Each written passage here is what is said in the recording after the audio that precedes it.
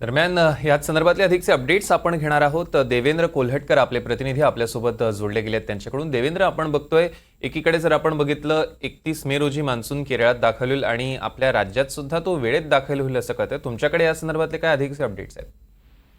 सौरभ, आपण बघतो की गेल्या आठवड्याभरापासून राज्यभरातच अवकाळी पावसाचं सावट जे आहे ते आपल्याला पाहायला मिळालंय।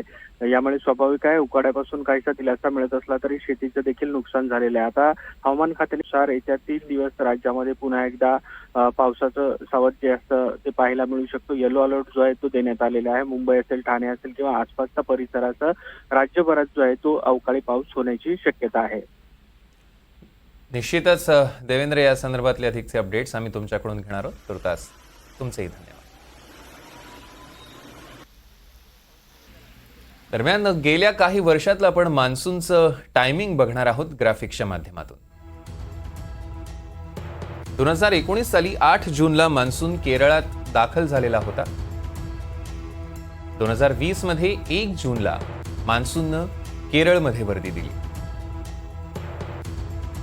तर 2021 मध्ये 3 जूनला, 2022 मध्ये 29 मे रोजी,